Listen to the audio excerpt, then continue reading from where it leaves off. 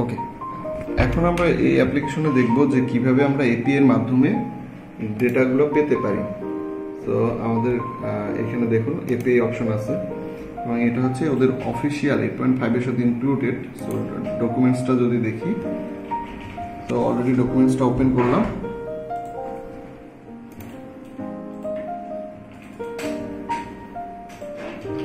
এই যে এখানে সবগুলো লিস্টিং করা আছে।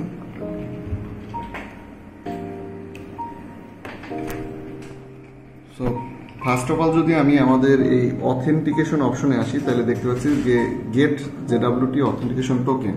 তো প্রথমে হচ্ছে এখানে দেখেন সুন্দরভাবে তার রিকোয়েস্টগুলা কোন মেথডে হবে, ইউআরএল কোনটা হবে, হেডার্সে কি যাবে এবং বডিতে আসলে কোন কোন ভ্যালুগুলো যাবে। সো এখানে একটা ওয়েল ফরম্যাটে সাজানো আছে, একটা এপিআই যেই ফরম্যাটে থাকে যে রিকোয়েস্টটা কি হবে, আমার হেডার অপশন কি হবে, বডি কি হবে এবং এর এই পার্সপেক্টিভে আসলে রেসপন্সটা কি হবে সেটাও কিন্তু আমরা দেখতে পাচ্ছি।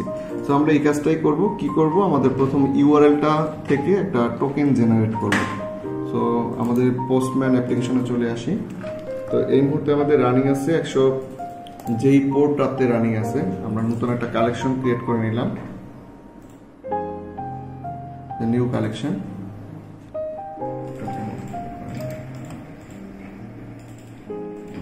এখান থেকে অপশন থেকে অ্যাটেন্ডেন্স নামে আমাদের একটা কালেকশন ক্রিয়েট হইল। সো এইখান থেকে আমরা যদি আসি যে অ্যাড রিকোয়েস্ট কালেকশনের ভিতরে, সো এই মুহূর্তে এটা হচ্ছে গেট রিকোয়েস্ট। দেখুন এটা নিউ রিকোয়েস্ট আমরা ক্রিয়েট করলাম, যেটার নাম হচ্ছে গেট রিকোয়েস্ট। সো এটার রিনেম দিলাম লগ ইন, এবং লগ ইনের জন্য আমার অলরেডি এখানে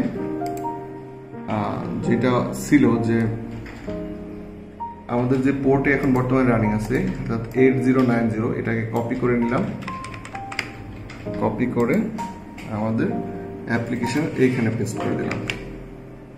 ওকে, পোস্টম্যানের এখন হচ্ছে এই ইয়া থেকে আমাদের যে ইউআরএলটা অর্থাৎ জেডব্লিউটি এপিআই টোকেন ইউআরএল এটা নিলাম। সো এখানে সেম ভাবে সেভ করে দিলাম এবং এর ফরম্যাট স্বরূপ আমরা এখানে বডিতে আসি।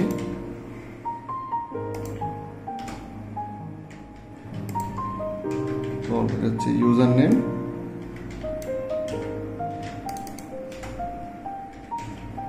ইউজার নেম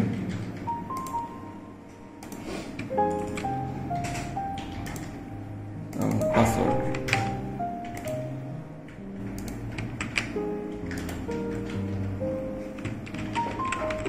ভ্যালুতে আমরা একটা ভ্যালু দিয়ে দিলাম অ্যাডমিন। আচ্ছা, আমরা যখন ইউজার আইডি ক্রিয়েট করছিলাম অর্থাৎ সুপার অ্যাডমিনের যে অ্যাক্সেসটা নতুন যে অ্যাকাউন্টটা ক্রিয়েট করলাম, সেখানে যে ইউজার নেম এবং পাসওয়ার্ড দিলাম, সেই ইউজার নেম এবং পাসওয়ার্ডটা এখানে আমরা সেট করলাম। যে পাসওয়ার্ড আমাদের অ্যাডমিন 1234 এবং সো পোস্ট মেথডে আমাদের এটা চেক করতে হবে। সো আমাদের এখান থেকে সিলেক্ট করলাম পোস্ট। এখন যদি আমরা সেভ দিই এবং ডাটাটা সেন্ড করি, তো আমাদের রেসপন্স স্বরূপ একটা কিন্তু টোকেন দেখতে পাচ্ছি। এই টোকেনটাই কিন্তু হচ্ছে আমার এর পরবর্তী এপিআই গুলোতে এই টোকেনটা আসলে সেট করে কাজ করবে। তো আমরা এই টোকেনটা এখন এখান থেকে নিয়ে নিব।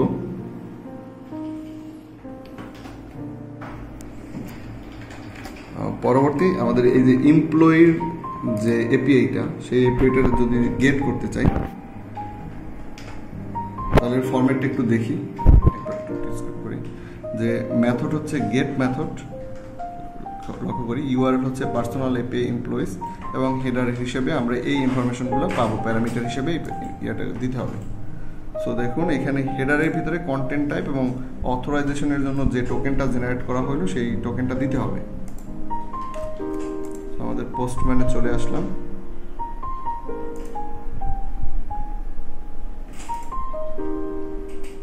আরেকটা রিকোয়েস্ট ক্রিয়েট করি এবং রিকোয়েস্টের একটা নাম দিলাম এমপ্লয়ি।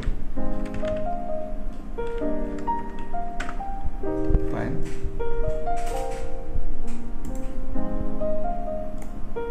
সো সেম ভাবে আমাদের এই এটা কপি করে নিলাম। আমাদের গেট রিকোয়েস্ট এখানে আমরা বসালাম।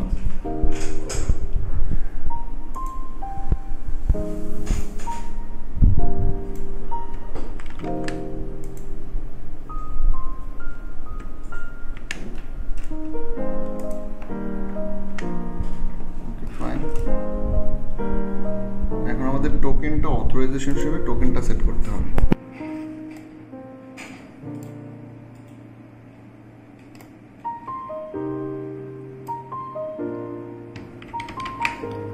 তো কন্টেন্ট টাইপ হেডারের ভিতরে হচ্ছে কন্টেন্ট টাইপ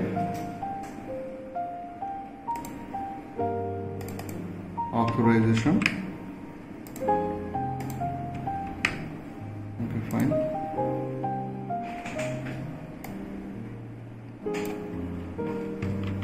JSON ফরম্যাটে সো কন্টেন্ট ডাটা আমরা এখানে দিলাম।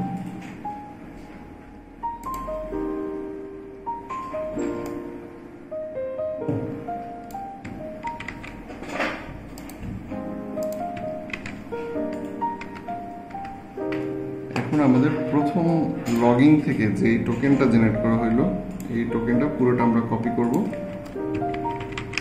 এবং পরবর্তী এমপ্লয়ি নামে যে এপিআইটা তৈরি হচ্ছে সেইখানে আমরা পেস্ট করে দেব অথরাইজেশন হিসেবে। ফাইন। এখন সেভ করব এবং বডিতে যদি আসি বা সেন্ড করি, সো অলরেডি কিন্তু আমাদের এখানে সুন্দরভাবে এই ডেটাগুলো এখানে দেখতে পাবো যে আমরা এখানে কাউন্টিং হিসেবে অ্যাজ এমপ্লয়ির যে 4টা কাউন্ট আমরা দেখতে পাচ্ছি। সো নিচে যদি আসি 1 নম্বর এমপ্লয়ি হচ্ছে ফার্স্ট নেম শান্ত এবং 2 নম্বরে হচ্ছে যদি এদিকে সিমিলার ভাবে আসি 2 নম্বর হচ্ছে অনি। 3 নম্বরে যদি আসি আমরা এটাকে একটু জুম করে নিই, বড় করে নিই। 3 নম্বর হচ্ছে জালাল এবং 4 নম্বর হচ্ছে 4 নম্বর আইডি হচ্ছে সাজ্জাদ।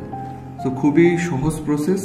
আমি আবার একবার বলতেছি যে আমরা এখানে লগইন করার সময় পোস্টম্যানে আমরা এই যে আমাদের অ্যাপ্লিকেশনে যেটা ছিল যে জেডব্লিউ টোকেনের একটা পোস্ট মেথড হিসেবে পোস্ট এবং জেডব্লিউ টোকেন এই ইউআরএল এ আমরা ইউজার নেম এবং পাসওয়ার্ড দিয়ে একটা টোকেন জেনারেট করব